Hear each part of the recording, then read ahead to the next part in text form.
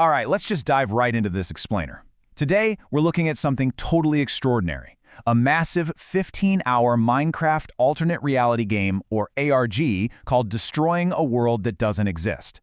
As we unpack this whole thing together, you're going to see how it takes a game we all know and love and twists it into this deeply eerie, psychological sci-fi thriller.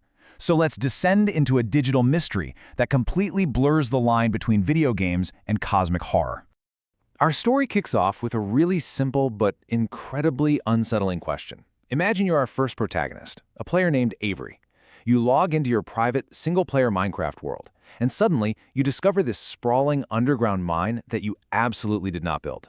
Deep inside, you find a chest, and in that chest is a book filled with rambling text that ends with a chilling, highly personalized warning: "Run, Avery." The book points to a vanished player who went by the username D3Lord3, or Derek. But you have to wonder, how on earth did a missing person leave a message in a private, offline game? To get to the bottom of this, Avery actually manages to track down Derek's old laptop, which had just been abandoned in a storage locker. When he boots it up, he discovers a seemingly impossible Minecraft world. We're talking unnatural, massive, oppressive architecture that literally defies the game's basic code. In some recovered footage, we see that Derek had discovered this bizarre realm, walked right up to a set of golden gates, saw something absolutely horrific behind them, and then ran for his life before completely disappearing from the internet. Now, feeling this intense sense of duty into the stranger who warned him, Avery decides to walk through those exact same golden gates. Over the course of 15 agonizing hours of unedited gameplay, Avery just falls deeper and deeper into this impossible realm. He moves from an infinite hall of doors to a dead-end red dimension, following this breadcrumb trail of dropped inventory blocks, moss, and crafting tables, just assuming Derek left these clues to guide him. But as the hours tick by, the atmosphere becomes increasingly oppressive. By the time Avery reaches a walled courtyard containing an empty church, the psychological horror really takes hold. He finds this strange book on a lectern inside the church. Now, we don't see exactly what happens to him in real life, but the text on screen repeats this sinister mantra: "You are safe here, rest here, take shelter from that which haunts you." And as Avery reads this, his character just stops running. He completely stops searching for his friend. He falls into this deeply disturbed, hypnotic trance. For 12 continuous, horrifying hours of unedited footage, Avery's character just mindlessly paces around this courtyard. It's so unsettling. He plants and replants the exact same patch of flowers. He empties and fills a well over and over. And most chillingly, he repeatedly walks into a nearby lake just to drown himself, respawns, and does it all over again. He is utterly devoid of emotion, stripped of all logic, and just entirely broken by whatever entity actually rules this realm. Part 1. The Paradigm Shift and Derek's POV. A hidden Google Drive link finally reveals Derek's original footage, and this shifts our explainer right from psychological horror into a gripping, high-stakes puzzle solver. So Derek's footage provides us with a massive lore drop. When Derek first looked behind those golden gates, he didn't just see a monster. He encountered a cosmic entity known as the King in Yellow. This being is entirely unknowable, a digital god that literally floods the viewer's mind with infinite truth about everything that was, is, and will be. The physical toll on Derek is just catastrophic. His mind is bursting, and if he even dares to look away from his Minecraft screen, he suffers unbearable, agonizing physical pain in the real world.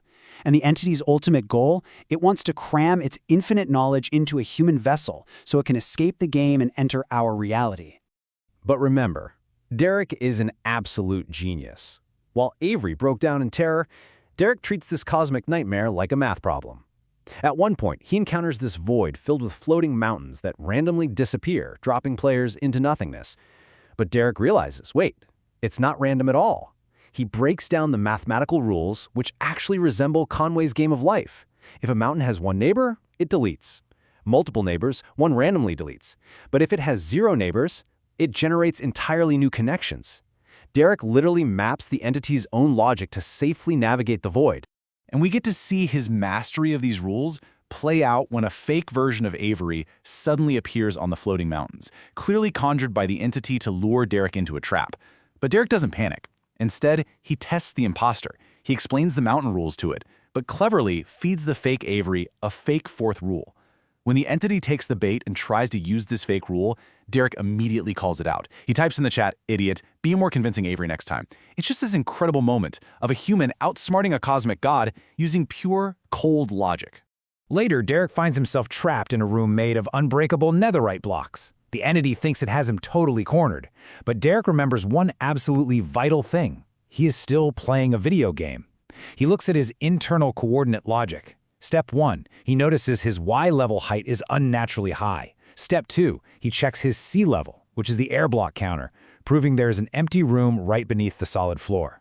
And step 3, the absolute kicker, he uses a classic Minecraft physics glitch, rapidly entering and exiting a wooden boat to literally phase downwards through the unbreakable floor. He breaks the game to beat the god. And that brings us to the moment our two protagonists finally meet face to face in the digital realm. It's a striking contrast.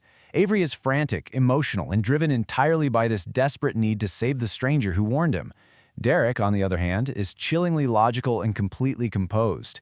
His mind is decaying by the second from all that infinite knowledge, yet he is coldly prepared to make the ultimate sacrifice.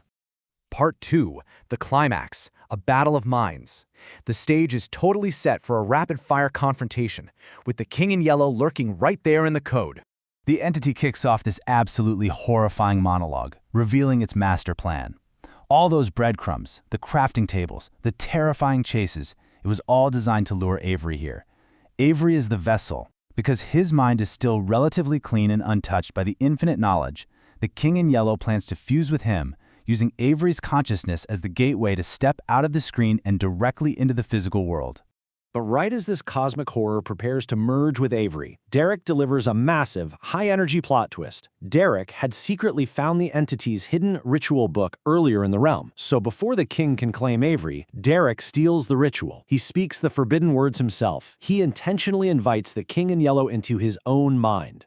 The cosmic entity instantly drops its imposing godlike facade and just erupts into desperate, terrified panic. "Don't you realize you're destroying your own mind too?" it screams. "You'll cease to exist if we merge." And guys, that is exactly Derek's brilliant plan. His mind is already corrupted, decaying, and totally collapsing under the weight of the infinite knowledge. By forcing the king to merge with him, Derek is intentionally trapping the digital god inside a burning building. As the ritual really takes hold and reality begins to just collapse around them, Avery still refuses to leave his friend behind. But Derek uses one final trick. Knowing Avery's inventory is completely full, Derek rapidly tosses items at him, forcing Avery's character into a glitch that crashes his game and safely disconnects him. Derek's epic final words echo in the chat. "Until next time, friend.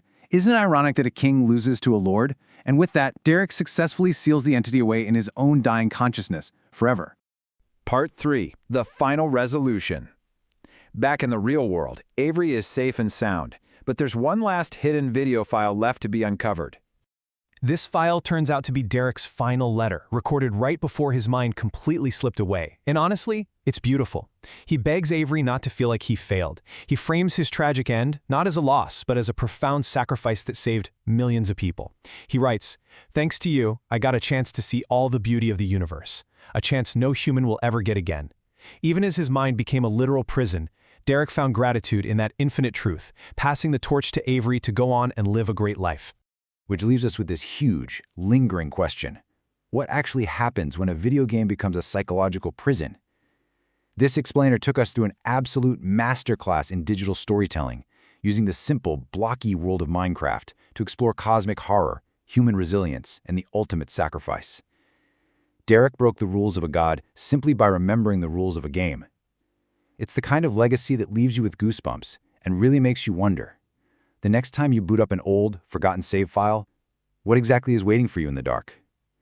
Thanks so much for joining me on this journey. Keep questioning everything, and I'll see you in the next Explain.